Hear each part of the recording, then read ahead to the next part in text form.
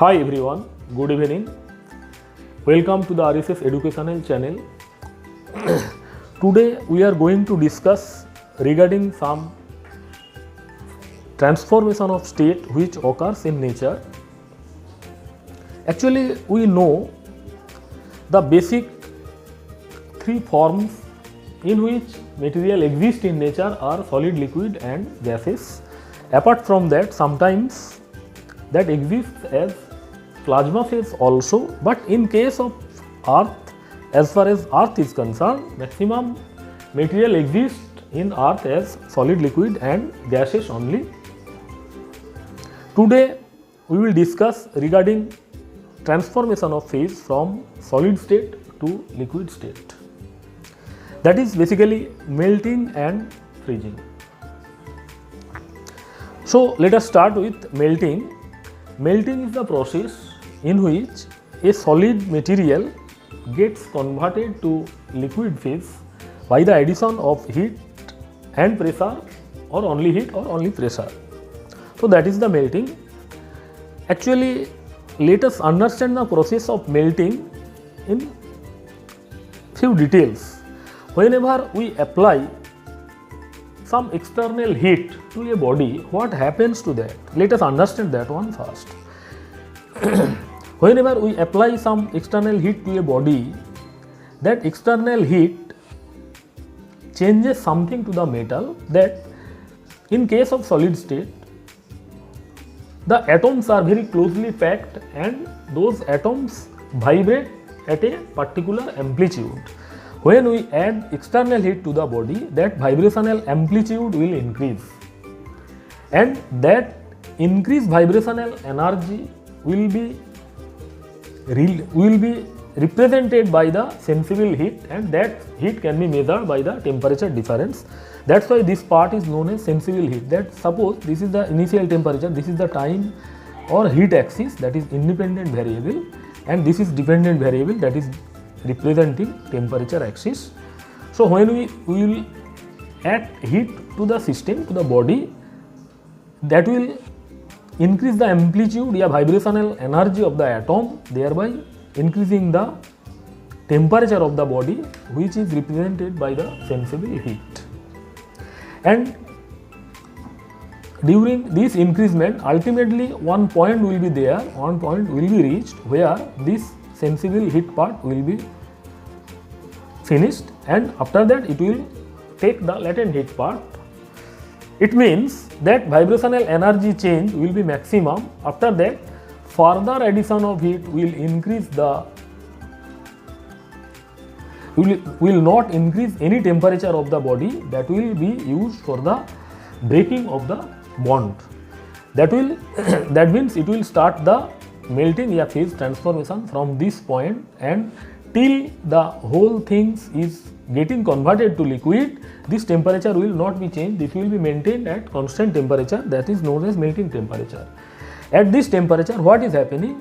This latent heat is getting added into the system, and that heat is being utilized for the breaking of the bonds from one atom to another atom. That's why that atoms to atoms distance has increased a little, but still that is not fully liquid. At this point, it will be fully converted to the liquid, and once this point is reached, the whole thing will be converted to liquid, and in molecular gap will be more, and atoms will be more free. As liquid, when it will be poured in a particular container, that will take that shape of that container only. So again, if we add some external amount of heat, additional amount of heat, again that will be added as superheat, and that is also a sensible heat part. So this is the thing of melting, and melting temperature is that temperature at which it starts melting at normal temperature and normal pressure, atmospheric pressure. So that is the melting. In case of crystalline solid, in case of pure metal, and in case of eutectic material, melting temperature is fixed. But in case of amorphous solid, that melting temperature is not fixed. So In case of crystalline solid, pure metal and eutectic. What is eutectic? Eutectic is nothing but mixture of two or more solids which simultaneously get converted from liquid to solid directly without having any massive zone or semi-solid zone. That is the eutectic. So that is the melting, and freezing is just opposite to that. Freezing process is just reverse to that. In case of freezing, this graph will be like this. This will be like this. From here it will start and it will continue like this, and this will go that way. From high temperature it will start, it will maintain the constant cooling, and after that it will again come to room temperature. That is the process of freezing. That means process of freezing process is nothing but the process in which a liquid material gets converted to solid by the liberation of heat. That is the freezing. Now we will understand, we will discuss regarding the effect of pressure on the melting temperature. Actually, there are two types of things, two types of solid. First one is the solids in which if we add heat to the system, that is during melting its volume increases, such as copper, aluminium, silver, most of the material, it behaves like that only. From transformation from solid to liquid, its volume increases.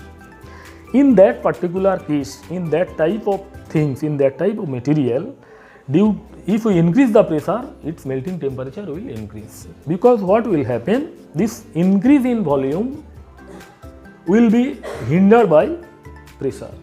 That's why to make it more faster melting, we have to release the pressure. It means if pressure is increased, then melting temperature will also increase.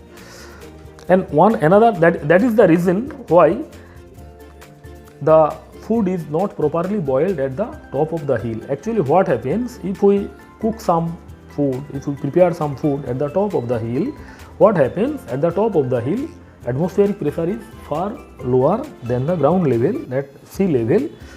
So at the top of the hill, suppose at ground level, normal sea level, boiling temperature of water is 100 degree centigrade, but in case of hill, that will be maybe 95 to 96 degree centigrade, the water will start to boil. So automatically the food which is getting cooked, getting prepared, will be boiled at lower temperature. So automatically it will take the lower amount of heat. So definitely it will not properly boil. That is the reason why meat or any food does not boil properly in the hill in compared to normal ground level. And another thing is there, another type of solid is there, in which due to melting from solid state to liquid phase, volume decreases, such as ice. We know that 12 cc of ice, when converted to water, that gains only 11 cc of water. That means there is a reduction in volume. In this particular case, if we increase the pressure, its melting temperature is reduced. That means in case of the solid in which due to melting volume is reduced, if we increase the pressure, then melting temperature will also be reduced. So that has been already analyzed by Bottomley, that he has experimented that thing. Let us understand this thing. Actually, this is the ice as per Bottomley. This is the ice, and that ice is supported by metallic wire, metallic support, and this is a metallic wire. So this ice has been covered with the wire has been hanged through the ice, and a weight has been added here. What will happen due to this weight at this portion, when it will be put here at this portion, pressure will be definitely increased, and due to this increased pressure, it will melt at lower temperature than 0 degree also. It will melt at lower temperature, and it will just this string will, metallic string will pass through the body, and the ice will be remain as it is. That means when pressure will be released, again it will form as it is. So that experimentation was done by Bottomley, that proves that if we increase the pressure, the melting point of ice is reduced. So that is the thing. Now regelation, that is known as regelation. This phenomena is known as regelation in physics. Now we will try to understand the sublimation. Sublimation is the process in which a solid material, sublimable material, directly converted to gaseous phase without getting intermediate conversion to the liquid phase. That is known as sublimation. That is camphor, iodine, all these things undergo sublimation. But one thing is there, we have to understand, we have to know, it is possible to determine the melting temperature, melting point of a sublimable material also. How it is possible? Actually, if we keep this sublimable material at room temperature, it will just evaporate out and we will not get any liquid material to measure its melting temperature. But if we cover it with a closed container and apply some amount of heat, definitely due to addition of heat, little bit vapors will be formed, and this vapor will increase the pressure in the system, due to which this solid will get converted to liquid. If this pressure is kept at atmospheric pressure, so at atmospheric pressure, if it can be made liquid by a closed container, that temperature will be determined as the melting point of the sublimable material. So that is the thing. We will finish here. I think this video will be helpful to the students. Thank you. Like the videos and share the videos. Thank you.